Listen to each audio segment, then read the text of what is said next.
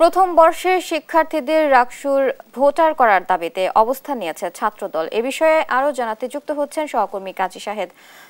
শাহেদ, দাবির বিষয়ে কি বলছে কর্তৃপক্ষ, সর্বশেষ পরিস্থিতি কি আমাদের জানাবেন?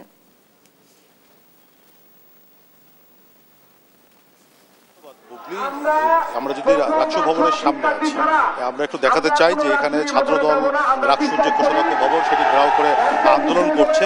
কিছুক্ষণ আগে সালাউদ্দিন আম্বার নামের বৈষম্যবিরোধী ছাত্র আন্দোলনের সাবেক সমন্বয়ক তিনি এখানে আসলে ছাত্রদল তাকে ঘিরে রাখে এবং তাকে ভুয়া ভুয়া স্লোগান দেয়।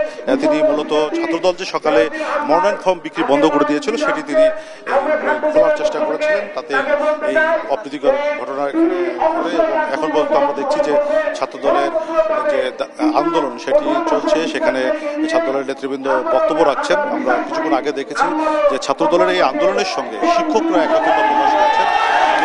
যে শিক্ষকরা আছে তারা একত্রতা প্রকাশ করেছেন। তারা বলছেন যে ছাত্রদলের যে দাবি সেটি যৌক্তিক, এই দাবি পূরণ না হলে তারা নির্বাচনে কোনো রকম সহযোগিতা করবেন না। ফলে একটা অনিশ্চয়তা পড়ে গেছে। এই যে আজকের যে মনোনয়নপত্র বিক্রির শেষ দিন, যারা মনোনয়নপত্র সংগ্রহ করেননি তারা এখন পর্যন্ত মনোনয়নপত্র সংগ্রহ করতে পারছেন না। এবং আমরা যখন রাকসুর যিনি কোষাধ্যক্ষ, যিনি মনোনয়ন ফর্ম বিক্রি করছিলেন অধ্যাপক সেদাউর রহমান, তার সঙ্গে যেটি কথা বলেছিলাম, তিনি যখন বলছিলেন যে 10টায় যখন তারা মনোনয়নপত্র বিক্রির চেষ্টা করেন তখন ছাত্রদল বাধা দেয় এবং ছাত্রদল তারা যে তাদের যে মনোনয়নপত্র বিক্রির টেবিল চেয়ারগুলো ছিল সেগুলো উল্টে দিয়েছে। ফলে তারা আপাতত বিক্রি করছেন না। এখানে আমরা দেখছি যে যারা মনোনয়ন ফর্ম বিক্রির জন্য সংগ্রহ করতে এসছেন তাদেরকে ভুয়া ভুয়া স্লোগান দিয়ে ছাত্রদল স্লোগান দিচ্ছে এবং তারা আন্দোলনটি করছে। এবং এখন পর্যন্ত যেটি আছে যে সকাল থেকে ছাত্রদল রাকসুর এই ভবনের সামনে, কোষাধ্যক্ষ ভবনের সামনে অবস্থান নিয়ে তাদের যে দাবি, নতুন যে শিক্ষাবর্ষে ভর্তি হয়েছেন তাদেরকে ভোটাধিকার দেয়া, তারপরে ছবিসহ ভোটার তালিকা করা এবং ভোটার তালিকায় যে অসঙ্গতিগুলি আছে সেগুলো দূর করে তারা এই রাকসু নির্বাচনটি করার দাবি তুলেছেন। মূলত এখানে শিক্ষার্থীদের যে ছাত্রদলের একটা এখানে দাবি, সেই দাবি থেকে আন্দোলনে একটা ধরনের রূপ নিয়েছে। শিক্ষার্থীরাও তাদের সঙ্গে যোগ দিয়েছেন।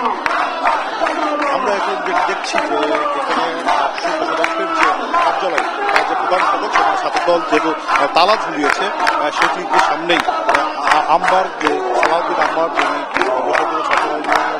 তার বিরুদ্ধে বিভিন্ন স্লোগান দিচ্ছেন। তিনি বিভিন্ন প্রতিষ্ঠান থেকে এর আগে চাঁদাবাজি করেছেন এমন অভিযোগ ছাত্রদলের নেতৃবৃন্দ এনেছেন।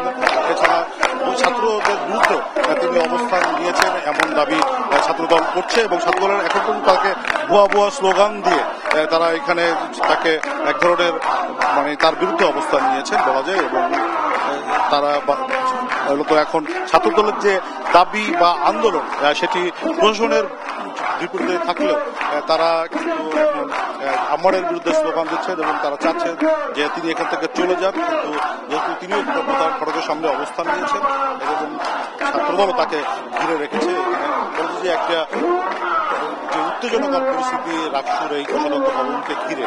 এখন যেহেতু আজকে মনোনয়ন ফর্ম বিক্রির শেষ দিন, শেষ পর্যন্ত প্রশাসনটির সিদ্ধান্ত নেই, সেটি দেখার অপেক্ষায় রাকসুর ভবিষ্যৎ এখন দিকে যাচ্ছে। হুগলি, রাজশাহী থেকে এই ছিল আমাদের সর্বশেষ।